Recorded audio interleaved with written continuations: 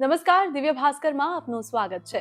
ભારતના નવરત્નો ગુજરાતથી પોડકાસ્ટ સિરીઝમાં અમે ગુજરાતના અલગ અલગ ક્ષેત્રના એવા નવરત્નો આપની સામે લાવી રહ્યા છીએ જેમણે માત્ર ગુજરાત જ નહીં પરંતુ દેશ વિદેશમાં પણ પોતાનું નામ રોશન કર્યું હોય. આ સિરીઝમાં આજે આપણી સાથે જોડાયા છે ડોક્ટર અપૂર્વ વ્યાસ, જેઓ રેડિયન્સ હોસ્પિટલના મેડિકલ ડાયરેક્ટર છે અને આ ઉપરાંત તેઓ છે રોબોટિક મેટાબોલિક અને જીઆઈ સર્જન. એટલે ડોક્ટર તમને હેલ્પ થઈ શકે ત્યાં સુધી હેલ્પ કરી શકે, પણ તમારે 40 કિલો ઓછું કરવું તો સર્જરી જ કરાવી. પ્રોટીન શેમાંથી મળે? એટલે તમારે ઓઇલ ચેન્જ કરવાનું, 20 મિનિટ ગરમ નહીં કરવાનું, હેલ્ધી લાઈફસ્ટાઈલ જીવો તો 100% સેફ સર્જરી છે. એ ઓછું ખાય, ગમે તેટલું ખાય તો વેઇટ ના વધે, પણ બહુ ડિફિકલ્ટ હતું. કારણ કે સામાન્ય માણસોને તો આ સર્જરી થોડી કરાવાય કે ભગવાને આપ્યું એમાં થોડા ચડા કરાય, એવો ક્વેશ્ચન પહેલા આવતો. તકલીફ છે એટલા માટે આપણે ફેરફાર કરીએ છીએ. આ હાડકા થોડા તોડાવાય એવું લોકો ગુજરાતીમાં બોલતા, અને આ સર્જરી એને કરેક્ટ કરે છે. થાઇરોઇડ નું પેશન્ટ છે, એની સર્જરી કર્યા પછી એના વજનમાં ઘટાડો થઈ જતો હોય છે. Exercise is the only. Welcome sir. Sir, તમે બેરિયાટ્રિક સર્જન છો, ઘણો લાંબો તમને અનુભવ છે. તમે તમારી જર્ની વિશે થોડું જણાવશો કે તમે ક્યારથી સ્ટાર્ટ કર્યું ને કેવા કોન્ફ્લિક્ટ તમને આ જર્નીમાં આવ્યા?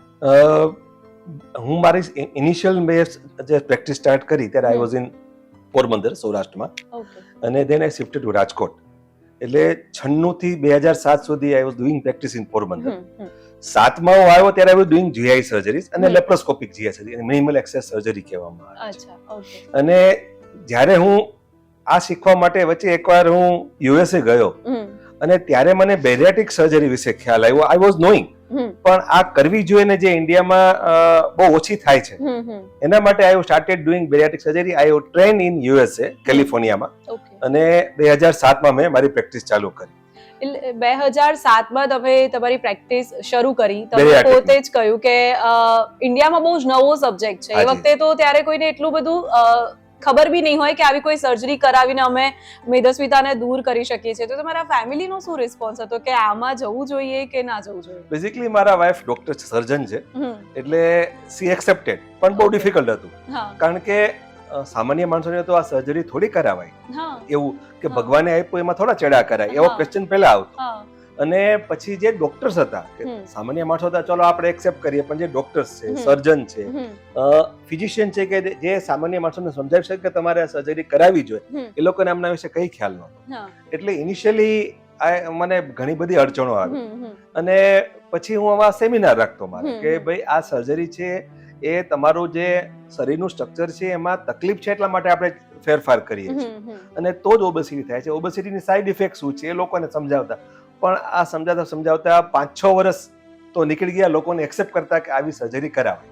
એટલે તમને ક્યારે એવું ફીલ થયું કે ચલો હવે લોકોને આ સમજ આવી છે કે મેદસ્વીતાને દૂર કરી શકાય છે? એવું જરૂરી નથી કે ભગવાને જે આપ્યું, અથવા તો ભગવાને નથી આપ્યું, પણ તમે પોતે તમારી લાઈફસ્ટાઈલના કારણે જે તમારું બોડી ખરાબ કર્યું છે એને સુધારવા માટે હવે ડોક્ટર્સ પણ છે, સર્જરીથી તમે એ ફેટ ને બધું રિડ્યુસ કરી શકો છો. તો તમને એવું ક્યારે લાગ્યું કે હા હવે લોકોમાં અવેરનેસ છે અને લોકો આ વસ્તુને ચૂઝ કરી રહ્યા છે? એક્ઝેક્ટ 5 થી 6 વર્ષ પછી કે લોકોને એક્સેપ્ટન્સ આવવા માંડ્યું. કે તમને કદાચ ખ્યાલ હશે કે પેલા જોઈન્ટ રિપ્લેસમેન્ટ સર્જરી કે 1998માં ચાલુ થઈ, ત્યારે 2-3 વર્ષ તો લોકોને એમ થાય કે આ હાડકા થોડા તોડાવાય, એવું લોકો ગુજરાતીમાં બોલતા. પણ ધીમે ધીમે ના એક્સેપ્ટેડ ઓલ ઓવર ધ કે ના આ કરાવે તો સારું થાય છે. એવું જ લોકોને પછી પોતાના પાડોશીમાં, મિત્ર મંડળમાં, રિલેટિવમાં બેરિયાટ્રિક સર્જરી કરાવી હોય અને એની પોઝિટિવ ઇફેક્ટ જોઈ હોય, પછી લોકો કન્વિન્સ થવા માંડ્યા કે ના આ સર્જરીનો ફાયદો છે. અને આ સર્જરી ડોક્ટર તો જ એડવાઇસ કરે છે કે તમારામાં કઈ તમારા જે આંતરડા છે, હોજરી છે, એમાં મેટાબોલિક પ્રોબ્લેમ છે, હોર્મોનનો પ્રોબ્લેમ છે, અને આ સર્જરી એને કરેક્ટ કરે છે. અને એમની positive side effect, positive effect ઘણી બધી છે. સાઈડ ઇફેક્ટ નથી એવું નહીં કહું, કારણ કે દરેક સર્જરી સાઈડ ઇફેક્ટ હોય માઇનર, પણ બહુ ઓછી સાઈડ ઇફેક્ટ છે, સામે પોઝિટિવ ઇફેક્ટ બહુ વધારે છે. અને લોકો એક્સેપ્ટ કરવા માંડ્યા, અને મને લાગે છે ગુજરાતમાં સૌથી વધારે એક્સેપ્ટ થયું છે અત્યારે પણ. હા, પણ કારણ કે હવે જે નંબર્સ આવી રહ્યા છે ને એના પરથી એવું લાગે છે કે આખા દેશમાં ગુજરાત એવું 3જા નંબરે છે કે જ્યાં બહુ જ બધી મેદસ્વીતા છે. એટલે કદાચ એવું બની શકે કે લોકો હવે વધારે પ્રમાણમાં આ સર્જરીને ઓપ્ટ કરી રહ્યા છે. સર, સર્જરીની વાત કરીએ તો આનો એક્સપેન્સીસ શું હોય છે? સર્જરીમાં પ્રિયંકાબેન એમાં બહુ બધા વેરિએશન્સ છે. તમે એમાં સ્ટેપલરથી સર્જરી થાય છે. એક મિકેનિકલ પાર્ટ છે સ્ટેપલર. હવે તમે કઈ કંપનીના સ્ટેપલર વાપરો છો, કેટલા એડવાન્સ સ્ટેપલર વાપરો છો, એ બહુ વેરિયેબલ છે. પણ મિનિમમ 2.5-3 લાખથી ચાલુ કરીને 12-15 લાખ સુધીનો આનો એક્સપેન્સ થાય છે. અને આ સર્જરી રોબોટ માટે પણ થાય છે. અને ગૌરવ સાથે ગુજરાત અને દિલ્હી 2 સેન્ટર હતા છેલ્લા 10 વર્ષથી કે જેમાં રોબોટિક બેરિયાટ્રિક સર્જરી થતી હતી. અને મારું સેન્ટર એમાં એકમાત્ર એક હતું ગુજરાત. તો રોબોટનો એક્સપેન્સ એમાં 1.5 થી 2 લાખ રૂપિયા વધારે થતો હતો રોબોટ કરવામાં. પણ એટલે તમે રોબોટિક કરાવો તો એટલો એક્સપેન્સ વધારે આવે. લેપ્રોસ્કોપિક સર્જરી થાય છે તો લેપ્રોસ્કોપિકનો એક્સપેન્સ છે 2.5-3 લાખ ચાલુ કરીને 11-12 લાખ સુધીનો એક્સપેન્સ આવે. ઓકે, એક્સપેન્સિવ સર્જરી છે છતાં ઘણા બધા લોકો ઓપ્ટ કરી રહ્યા છે. કેટલી સેફ માનવામાં આવે છે આને? સેફ, ડેફિનેટલી સેફ સર્જરી છે, પ્રોવાઇડેડ તમે એક્સપિરિયન્સ સેન્ટર અને એક્સપિરિયન્સ સર્જન પાસે કરાવો છો. કારણ કે આ તમારું આજે આખું લાઈફસ્ટાઈલ ચેન્જ કરવાનો પ્રોગ્રામ છે આખો. એટલે તમે બીજી સર્જરી કરાવો, સપોઝ જીઆઈ સર્જરીમાં તમે હર્નિયા ઓપરેટ કરાવ્યું, ગોલ બ્લેડર ઓપરેટ કરાવ્યું, એપેન્ડિક્સ ઓપરેટ કરાવ્યું અને પછી નોર્મલ જીવવા માંડ્યા, એવું તમે નોર્મલ જીવી શકો. પણ તમારી જે ખાવાની જે પેટર્ન છે આખી અમે ચેન્જ કરીએ છીએ. અને સર્જરી પછી 1.5 થી 2 મહિના માટે અમારી જે ન્યુટ્રિશનની આખી ટીમ છે, ન્યુટ્રિશનિસ્ટની અને ડાયટિશિયનની ટીમ છે, એ લોકો તમને ગાઈડ કરે અને એ પ્રમાણે તમારે ડાયટ લેવાનું હોય છે. એટલે તમે જો એકવાર મેન્ટલી પ્રિપેરેશન થઈ જાય કે ના આપણે મારે આ 1.5 મહિનો કરવાનું છે તો 100% સેફ સર્જરી છે. અને મેં મારા ઇનિશિયલ યરમાં જે થોડાક કોમ્પ્લિકેશન જોયા છે એ મેઇનલી ડાયટ પ્રોટોકોલ ફોલો ના થયો હોય તો જ થયા છે. અને હું મારા પેશન્ટને પણ કહું છું કે આમ જો આઈટીની ભાષામાં કહીએ તો અમે તમારો હાર્ડવેર ચેન્જ કરીએ છીએ, સોફ્ટવેર તમારે ચેન્જ કરવું પડશે. અમે તમને ગાઈડ કરશું how to you change your software, પણ એ એમણે પોતે જ ચેન્જ કરવો પડશે. કંટ્રોલ ઓટો ડિલીટ મારીને મારે કેમ લેવાનું છે આખી પદ્ધતિ ચેન્જ કરવી પડશે. એટલે એ પદ્ધતિને જો અમે જો ગાઈડન્સ આપીએ અને ગાઈડન્સને ફોલો કરીએ તમને કોમ્પ્લિકેશન રેટ બહુ ઓછો છે. મેદસ્વીતા ઘટી જતી હોય છે, પણ એવું બી બધા કહેતા હોય છે કે ઘણા બધા એવી કન્ડિશન હોય છે, હેલ્થ કન્ડિશન હોય છે જેના કારણે વજન વધતું હોય છે. થાઇરોઇડ હોય કે પછી બીજી કોઈ સમસ્યાઓ હોય, હોર્મોનલ ઇમ્બેલેન્સ જે મહિલાઓમાં જોવા મળતું હોય છે, એના કારણે બી વજન સતત વધતું હોય છે. તો એવા કોઈ કેસીસ ખરા કે જેની તમે સર્જરી કરી હોય અથવા કોઈ થાઇરોઇડનું પેશન્ટ છે એની સર્જરી કર્યા પછી એના વજનમાં ઘટાડો થઈ જતો હોય છે? હા પ્રિયંકાબેન, this is very good question. Basically obesity છે ને મલ્ટીફેક્ટોરિયલ છે. કોઈ એક જ ફેક્ટરથી મેદસ્વીતા આવે એવું નથી. એટલે દે આર મેઇનલી જે મોટું ફેક્ટર છે એ ફેમિલિયર છે, એટલે વારસાગત છે. જેમ ડાયાબિટીસ વારસાગત હોય છે એમ આ સ્થૂળતા પણ વારસાગત છે. પણ એકલા વારસાગત સાથે સાથે એમાં બીજા બધા ફેક્ટર એડ, ધારો કે થાઇરોઇડ છે, સપોઝ થાઇરોઇડ ઓછું કામ કરતું હોય તો તમારું વજન વધે. હવે એ કેટલું વજન વધે કે સપોઝ કોઈ માણસની હાઈટ પ્રમાણે 70 કિલો હોવું જોઈએ. હવે જો થાઇરોઇડ ઓછું કામ કરતું હોય તો 8-10 કિલો વધારે હોય. પણ જો એમનું 40-50 કિલો વધારે હોય તો thyroid one of the factor છે, પણ એકલું થાઇરોઇડને કારણે આટલું વજન ના વધી શકે. એવી જ રીતે હોર્મોનલ પ્રોબ્લેમ છે, મેનોપોઝલ એજમાં આવે એટલે ફિમેલને જે હોર્મોન ચેન્જીસ આવે એમાં પણ વેઇટ ગેઇન થતું હોય છે. પણ એ વેઇટ ગેઇન આગળ મેં કહ્યું એમ 50 કિલો ના થાય, 10-15 કિલો, 8-10 કિલો વધારે થાય. એટલે જ્યારે તમારું હોવું જોઈએ એમાં 30-40-50 કિલો વધારે છે તો આ બધા મલ્ટિપલ ફેક્ટોરિયલ છે. વારસાગત હોય, બીજું તમારું થોડું હોર્મોન, થાઇરોઇડ, મેનોપોઝલ એજ, બીજું તમે લાઈફસ્ટાઈલ, મોસ્ટ ઇમ્પોર્ટન્ટ કે તમે કેટલું તમારી ફિઝિકલ એક્ટિવિટી તમે કેટલી કરો છો અને તમને કયો ડાયટ ખાવાનો શોખ છે. એટલે તમે જો ગુજરાતીઓમાં શું કામ વધારે છે કે શરૂઆત ગાંઠિયાથી થાય અને એન્ડ છે એ ભજીયાથી થાય. એટલે ગુજરાતીઓમાં આખા ઇન્ડિયામાં મેક્સિમમ કપ જે મૂંગફળીનું તેલ છે સૌથી વધારે વપરાય. સો આવો ડાયટ હોય. પછી અમુક જે પંજાબી અને બીજી જે કોઈ આપણી છે જેમાં વધારે ઘી યુઝ થતું હોય, વધારે ખાંડ યુઝ થતી હોય, તો આ બધામાં પણ જેવો આ ડાયટ વધારે લેવાતો હોય વજન વધારે વધે. એટલે આ મલ્ટીફેક્ટોરિયલ છે. હા, આ થાઇરોઇડ ડેફિનેટલી ધારો કે વધારે હોય અને તમારું વજન ઘટે ડાયટ સર્જરી પછી, તો મારો જે અનુભવ છે છેલ્લા 15-20 વર્ષનો, એમાં 10-15% થાઇરોઇડની દવા બંધ થઈ જાય છે અને બીજા 70-80% ડોઝ રિક્વાયરમેન્ટ ઓછી થઈ જાય છે. વજન ઘટે. તો એટલે એ ફાયદાકારક કહેવાય કે તમારો જે એક્ઝિસ્ટિંગ પ્રોબ્લેમ છે એને પણ દૂર કરે છે. તો આના સિવાય બીજું કોઈ વસ્તુઓમાં લોકોને સુધારો દેખાતો હોય છે હેલ્થમાં, કે આ સર્જરી કરાવ્યા પછી એમની કોઈ એનર્જીમાં વધારો થાય કે પછી ફિટનેસમાં કોઈ વધારો થાય? ડેફિનેટલી ખૂબ જ, કારણ કે હું મારા પેશન્ટને સમજાવું છું કે ભાઈ મારી પાસે પેશન્ટ આવે છે એ બધા 150 કિલો ઉપરના હોય છે. હવે એમનું વજન હોવું જોઈએ 70-80 કિલો અને એ 150 કિલોના છે. તો હવે તમને કોઈ પ્રિયંકાબેન, તમે તમારું વેઇટ એકદમ બરાબર છે અને તમને કોઈ 60 કિલોનો કોથળો આપે, તમે આખો દિવસ ઉપાડીને ફરો તો એ ડિફિકલ્ટ, તમે થાકી જ જવાના છો. You are carrying that weight અને તમારું બોડી ભગવાને 60-70 કિલો માટે બનાવ્યું છે અને તમે 60 કિલો બીજું એક્સ્ટ્રા ઉપાડીને ફરો છો, એટલે એની જે ઇફેક્ટ આવે તમારી એનર્જીમાં તો આવે. તમે જે કહ્યું એ બહુ સારું છે કે એક હેલ્થનો સર્વે પણ આવ્યો છે કે તમારું વેઇટ વધારે હોય તો વર્ક આઉટપુટ ઘટી જાય છે, કારણ કે તમે થાક મહેસૂસ કરો. એક ઓએસએ નામનો રોગ છે, એટલે ઓએસએ માં તમને રાત્રે ઊંઘ બરાબર ન થાય, એટલે દિવસે યુ આર ટાયર્ડ, તો તમારું જે ફોકસ, તમારું જે કોન્સન્ટ્રેશન, એમાં વર્ક આઉટપુટ ઘટે. અને બીજું કે લોકો છે ને ઓફિસમાં પણ કોમેન્ટ પાસ કરતા, ધોઝ હુ આર સ્થૂળ હોય છે, મેદસ્વી હોય છે, એ જે કોમેન્ટ પાસ કરતી હોય છે સાયકોલોજીકલ ઇફેક્ટ પણ બહુ હોય છે. એટલે મોસ્ટલી મારી પાસે જે આવે છે ઓબેસિટી વાળા 70-80% suffering from some type of depression, minor depression, major depression, પણ કઈ ને કઈ ડિપ્રેશન, તો એમાં પણ વર્ક આઉટપુટ ઘટે. because everyone wants to look good, and if you are looking good you will feel good. Yes, definitely, absolutely. એટલે જ્યારે લોકો આવી કોમેન્ટ પાસ કરે ત્યારે કોમેન્ટ પાસ કરવાથી જે એને સાયકોલોજીકલ ઇફેક્ટ થાય, એટલે એ લોકો પોતાની જાતને એલુફ રાખે, ઘરમાંથી જ બહાર બહુ સોશિયલી એક્ટિવ ન થાય, અને એ જે ઇફેક્ટ છે એમને કારણે એમનું જે વર્ક આઉટપુટ છે ઘટે છે. જેવું વજન ઘટે, ધીસ ઇઝ માય એક્સપિરિયન્સ.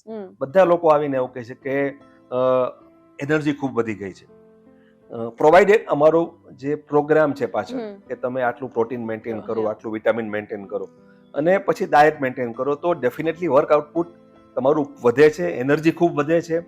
અને બીજું કે સાથે સાથે ડાયાબિટીસ, સ્થૂળતા છે ને, બીજા ઘણા બધા રોગ લાવે છે. ધારો કે ડાયાબિટીસ ટાઈપ 2 છે, એ વારસાગત રોગ છે, પણ જ્યારે તમારો બીએમઆઈ, બોડી માસ ઇન્ડેક્સ, સ્થૂળતા એના પર મેજર થાય છે, એ જ્યારે 37 થી વધારે હોય ત્યારે 70% લોકોને ડાયાબિટીસ ટાઈપ 2 થઈ જાય છે, ફેમિલી હિસ્ટ્રી ના હોય તો પણ. એ જ રીતે સિરોસિસ એટલે લીવર બગડવાનો એક રોગ છે, તમને ખ્યાલ હશે કે લોકો ખૂબ દારૂ, આલ્કોહોલ લેતા હોય એમને લીવર સિરોસિસ થાય છે, અને સિરોસિસ જ્યારે આગળ વધે ત્યારે મોટાભાગે ડેથનું કારણ બને છે, સિરોસિસ છે. એવી જ રીતે જે ઓબેસિટી, જેનો બીએમઆઈ અબાઉ 40 હોય, સુપર ઓબેસિટી હોય, એ લોકોને આલ્કોહોલ સામે જોયું પણ ના હોય તો પણ એ લોકોને સિરોસિસ થાય છે. અને એટલે આ બધા જે રોગ છે એ બધા રોગ પ્રિવેન્ટ કરી શકાય છે, આગળ વધતા અટકાવી શકાય છે, મટી શકે છે. એટલે ડેફિનેટલી જ્યારે તમારું વેઇટ ઘટે એટલે આ બધા રોગમાં પણ તમને ઘણી પોઝિટિવ ઇફેક્ટ જોવા મળે છે. તમારી મેદસ્વીતા ઘટાડવા માટે ઇન્જેક્શન્સ પણ હોય છે અને બેરિયાટ્રિક સર્જરીનો પણ ઓપ્શન હોય છે, તો તમે ક્યારે સર્જરી રેકમેન્ડ કરો છો અને ક્યારે ઇન્જેક્શન્સ રેકમેન્ડ કરો છો? This is very good question, કારણ કે લોકોમાં મિથ છે કે હમણાં નવા ઇન્જેક્શન આવ્યા છે, ઓઝેમ્પિક, પછી મોન્જારો, લોકો નામ પણ આવડવા માંડ્યા છે. લોકો આવીને ઓપીડીમાં અમને કહે છે કે ઓઝેમ્પિક લેવું છે, મોન્જારો લેવું છે, પણ બેઝિકલી દરેક વસ્તુના ક્લિયર કટ ઇન્ડિકેશન્સ છે. દરેક મેડિસિનના અને સર્જરીના ડૂઝ ને ડોન્ટ્સ છે, એટલે કઈ કન્ડિશનમાં સર્જરી કરવી અને કઈ કન્ડિશનમાં મેડિસિન આપવી, એના બહુ ક્લિયર કટ ઇન્ડિકેશન્સ છે. એટલે જે ઇન્ડિકેશન્સ છે એમાં એવું છે કે જ્યારે તમારો બીએમઆઈ 32-33 હોય, 35 થી નીચે હોય, તમે ટાઈપ 1, તમે ગ્રેડ 1 ઓબેસિટીમાં હો અને તમારે વેઇટ લોસ કરવું છે, તો I think surgery is not good option. ત્યારે you should go for conservative measure. Conservative measure એટલે શું કહેવાય? તમે તમારો ખોરાક કંટ્રોલ કરો, આવી દવાઓ લો. એ દવાઓ ટેબ્લેટ ફોર્મમાં પણ આવે છે અને હવે ઇન્જેક્શન પણ આવે છે, અને સાથે સાથે એક્સરસાઇઝ કરો. એટલે આ 3 ઘટકો સાથે થાય કે તમે ઇન્જેક્શન લો, ડાયટ કંટ્રોલ કરો ડાયટિશિયન સાથે, અને તમે એક્સરસાઇઝ કરો, તો ડેફિનેટલી બહુ સારા રિઝલ્ટ મળે છે. એમાં વિલ પાવર જોઈએ, બેઝિકલી તમારે મનમાંથી એકદમ મારે આ ઓછું કરવું છે.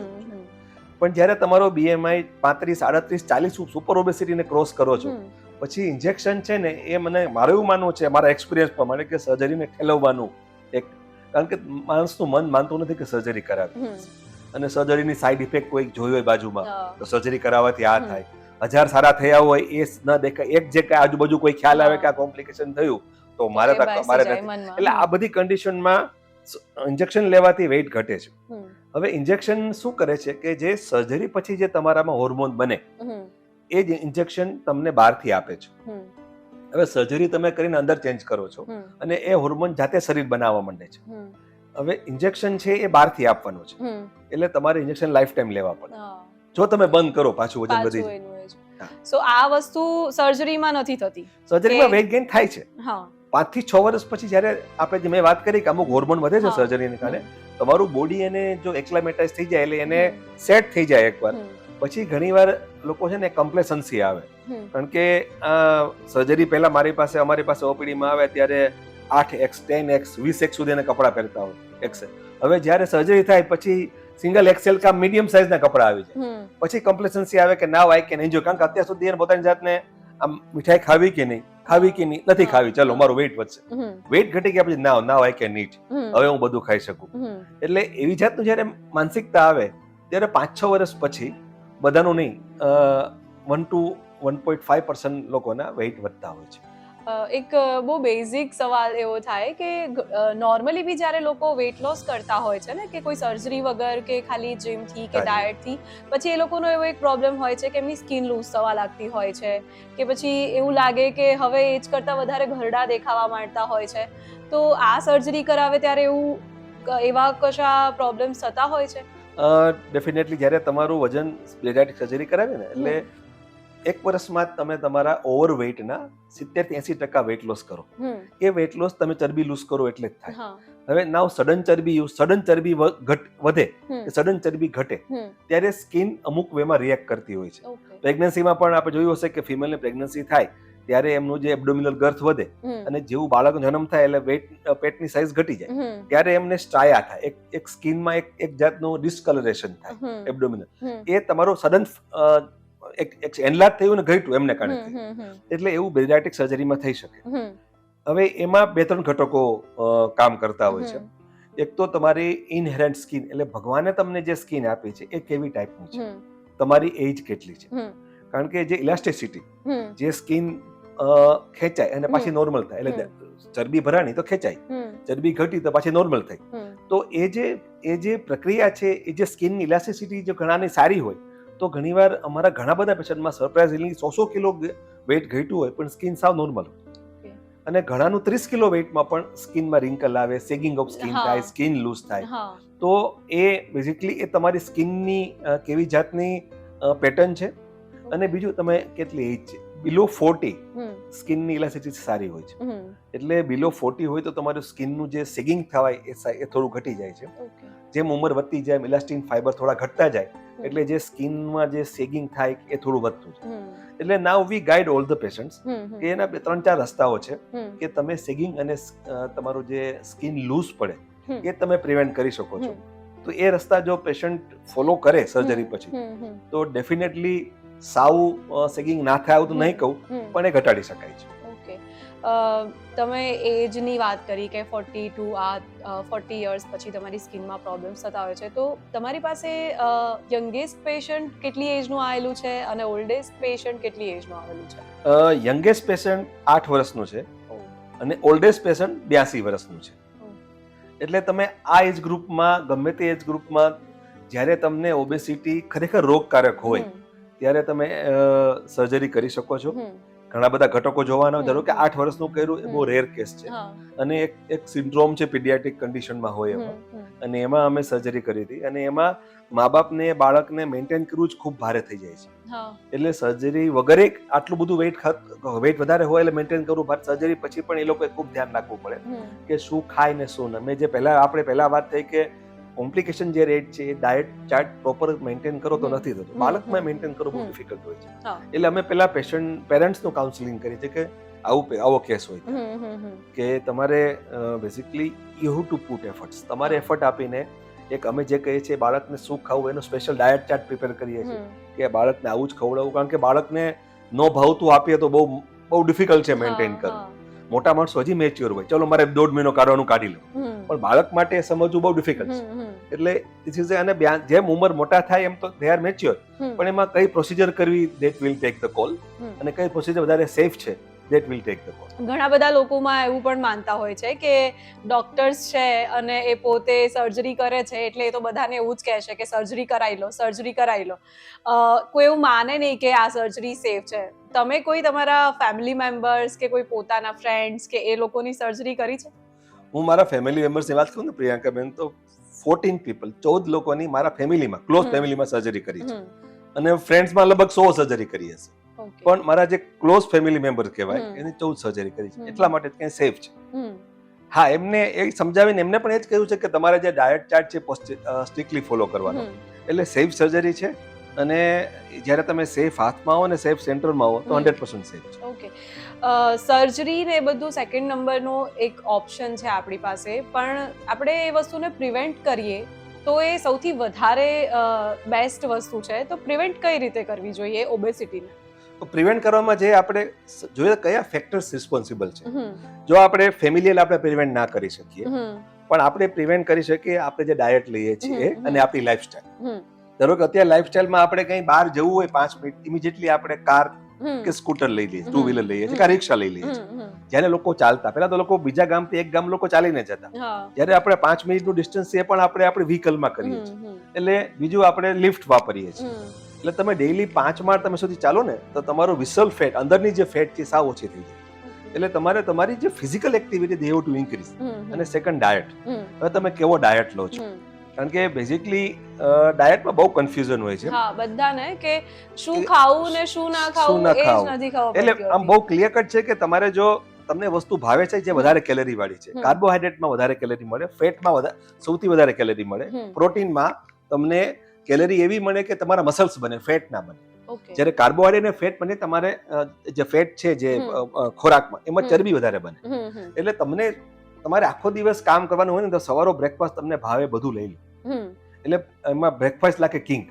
એટલે તમે એમાં તમને જે ભાવ, પછી આખો દિવસ તમે તમારી એવું ટુ કંટ્રોલ યોર ડાયટ.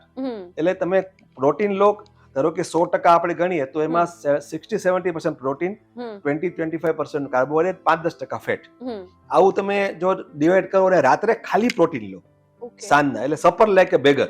એટલે તમે સાંજનું એકદમ ભિખારી જેવું ખાવ એવું કે છે, કારણ કે તો જ તમારું, કારણ કે પછી તમારી એક્ટિવિટી બહુ ઓછી થઈ જવાની છે. અને પછી તમે જોશો કે જેમને ઘણા લોકોને હવે વેસ્ટર્ન કન્ટ્રી પ્રમાણે ટાઈમ કામ કરવું પડતું હોય છે, આખી રાત કામ કરવું હોય છે, 2-3 રાતના આઈટી વાળા ખાસ 12:30 2-3 વાગે જાગતા હોય છે. આ બધાનું વેઇટ વધારે હોય છે, કારણ કે એ લોકો દે ડુ મંચ, 12-12:30 કંઈક મંચ કરે છે, અને એ મંચ બહુ હાઈ કેલરી વાળું હોય છે. એટલે તમારું વેઇટ વધારે થાય. એટલે તમારે ડાયટ કંટ્રોલમાં અને તમે કઈ જાતનું ઓઇલ યુઝ કરો છો એ પણ બહુ અગત્યનું છે. સર, તમે પ્રોટીન પર વધારે એમ્ફેસિસ કર્યો, પણ જે વેજીટેરિયન લોકો હોય છે, આપણે ગુજરાતમાં મોસ્ટલી બધા વેજીટેરિયન હોય છે, એ લોકોને પ્રોટીનના બહુ ઓછા ઓપ્શન્સ મળતા હોય છે. એટલે એમને નથી સમજ પડતી કે એ લોકોએ પ્રોટીનમાં શું લેવું જોઈએ. અને કોઈક સર્વેમાં પણ એવું આવ્યું છે કે ગુજરાતીઓમાં પ્રોટીનની ખામી હોય છે ને એના કારણે જે લોકોના વેઇટ વધતા હોય છે. બહુ સારો ક્વેશ્ચન છે કે પ્રોટીન શેમાંથી મળે. હવે જે વેજીટેરિયન વસ્તુમાં પ્રોટીન મળે છે ને એ બહુ ટેસ્ટી આપણે બનાવી નથી શકતા. એટલે આપણે કાર્બોહાઈડ્રેટ અને ફેટ વાળી વસ્તુ વધારે ટેસ્ટી બનાવીએ છીએ, એટલે વધારે કાર્બોહાઈડ્રેટ ફેટ મળે છે. પણ પ્રોટીનમાં વેજમાં પણ એવી વસ્તુ છે કે જે નોનવેજ લેવલની જ કદાચ એમના કરતાં વધારે પ્રોટીન આપે. એટલે બ્રોકોલી, ધારો કે બ્રોકોલી એવી વસ્તુ છે કે તમે એકદમ પેલી બ્રોકોલી ખાઓ તો બ્રોકોલીમાં 100 ગ્રામમાં 38 ગ્રામ પ્રોટીન મળે. એટલે મટનમાં પણ 38 ગ્રામ પ્રોટીન મળતું હોય 100 ગ્રામમાં, એટલું બ્રોકોલીમાં મળે. બીજું એવું સોયા છે, રાજમા છે, કે જેમાં 100 ગ્રામમાં 25 થી 28 ગ્રામ પ્રોટીન મળે. એટલે આ બધા વેજ ડાયટ છે, પણ આ બધા વેજ ડાયટ જો આપણે પ્રોપર રીતે આપણને ટંગને ફાવે એવી રીતે બનાવીએ તો ડેફિનેટલી આપણે હેલ્ધી વેમાં ખાઈ શકીએ. ડેફિનેટલી. સર, કુકિંગની અને ઓઇલની તમે વાત કરતા હતા કે ઓઇલ બહુ બધા મિથ્સ છે કે સીડ ઓઇલ ના વાપરવું જોઈએ, પ્લાન્ટ બેઝડ ઓઇલ વાપરવું જોઈએ, અથવા તો એવું પણ હોય છે કે કુક કઈ રીતના કરો છો એ પણ બહુ મેટર કરતું હોય છે તમારા વેઇટ ગેઇનમાં કે વેઇટ લોસમાં. તો તમે એને કઈ રીતના કહેશો? તેલમાં છે ને 2 જાતના ઘટકો હોય છે અને 2 જાતના એક ઓમેગા ફેટી એસિડ્સ હોય છે. એક omega 3 fatty acid is good for the heart, omega 6 is not good for the heart. તમે કોઈને હાર્ટ એટેક આવ્યો એવું માનો કે લોહીની ધમનીઓ સાંકડી થઈ અને પ્લેક થયા, કોલેસ્ટ્રોલ વધ્યું, એ બધું એક ઓમેગા ફેટી એસિડ કરે છે. અને બીજું ઓમેગા ફેટી એસિડ હાર્ટ એજને પ્રોટેક્ટ કરે છે, ખરાબ કરે. હવે તમારે એવું ટુ બેલેન્સ ફાઇન્ડ આઉટ કે કયા તેલમાં અને કયા ઘીમાં કે કયા ઓઇલમાં સારું ઓમેગા ફેટી એસિડ છે અને પેલું ઓછું છે. હવે આઈડિયલી જોવા જઈએ તો 2 વસ્તુ, ઓલિવ ઓઇલ અને આપણું દેશી ઘી, એમાં સારું ઓમેગા ફેટી એસિડ વધારે છે. પણ હવે એની પ્રિપેરેશનની વાત આવે, આપણે ગુજરાતીઓ, મેઇનલી ઇન્ડિયન ગુજરાતીઓ વધારે બધું પૂરેપૂરું પકાવીને, એટલે જે ઓઇલ 20 મિનિટથી વધારે ગરમ થાય, એ ઓલિવ ઓઇલ હોય કે સારું ચોખ્ખું ઘી હોય, 20 મિનિટથી વધારે ગરમ થાય એ ઓઇલનું સારું ફેટી એસિડ ખરાબ ફેટી એસિડમાં કન્વર્ટ થઈ જાય. એટલે તમે કોઈ પણ સારું ઓઇલ, આપણી પ્રિપેરેશન, આપણી ખોરાકની બનાવવાની સ્ટાઇલ, કુકિંગ સ્ટાઇલ બધી એવી છે કે 20 મિનિટથી વધારે ગરમ કરે, બરાબર પકાવેલું હોય તો જ ભાવે. અને બીજું કે આપણે સવારનું પૂરીઓ તળી ઓઇલ બધું તો ફેંકી નહીં દઈએ, સાંજે કામ લાગશે. એ જે વધારે પકાવેલું ઓઇલ છે ને એ તમને સૌથી વધારે નુકસાન કરે છે.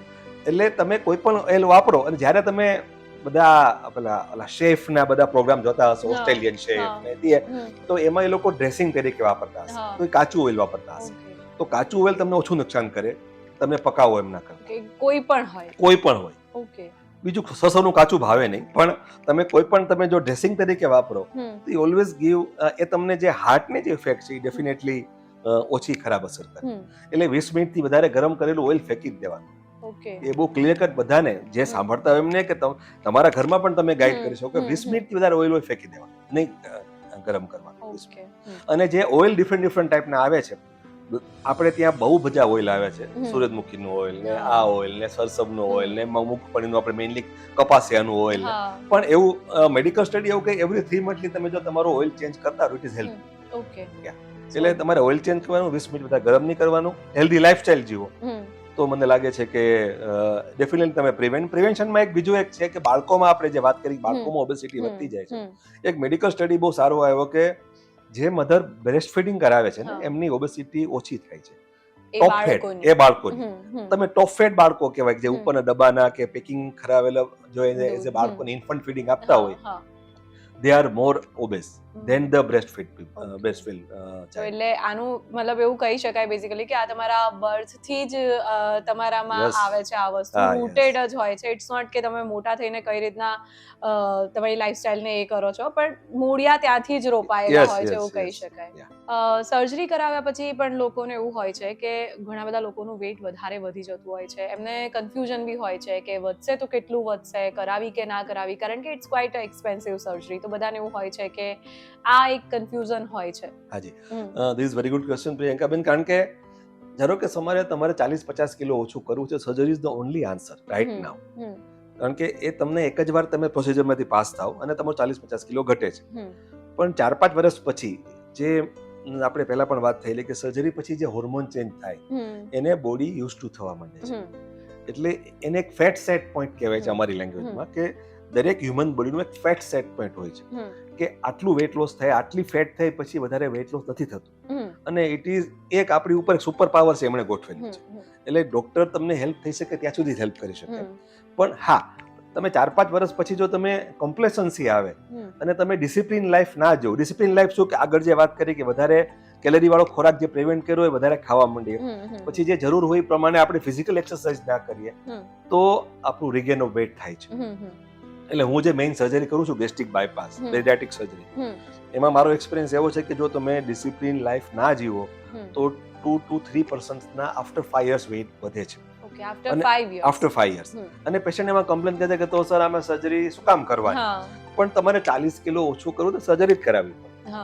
પછી તમારે 4-5 વર્ષ પછી તમારે you to be discipline. Suppose તમને આઈસ્ક્રીમ ખાવાનો શોખ છે અને આપણે અમદાવાદમાં ગલીએ ગલીએ આઈસ્ક્રીમની સારી આઉટલેટ છે, પણ તમે જ્યારે આઈસ્ક્રીમ ખાઓ ત્યારે નેક્સ્ટ ડે મોર્નિંગ ધારો કે એક આઈસ્ક્રીમના કપમાં 350-400 કેલરી હોય તો તમે સામે એટલું દોડી લો, એટલું બર્નઆઉટ કરી નાખો. એટલે તમારે એવું થોડું ઇન્ટેલેક્ચ્યુઅલ, કારણ કે દરેક માણસોનું બોડી, અમુક માણસો એવા પણ હોય છે કે ઓછું ખાય, ગમે તેટલું ખાય તો વેટ ના વધે. એને પેલા હોર્મોન ભગવાને દયાથી વધારે છે તમારા બોડીમાં, કે જેમાં સર્જરી પછી વધે છે એ હોર્મોન પહેલાથી વધારે છે. એટલે મારા ઘણા મિત્રો એવા છે, મારી સાથે આસિસ્ટન્ટ સર્જન એવા છે, 30 રોટલી ખાય તો વેટ નથી વધતું, અને અમુક 2 રોટલી ખાય તો વેટ વધે છે. એ પ્યોરલી એમાં કોઈ માણસનું પોતાનું, ડોક્ટરનું કોઈનો નથી.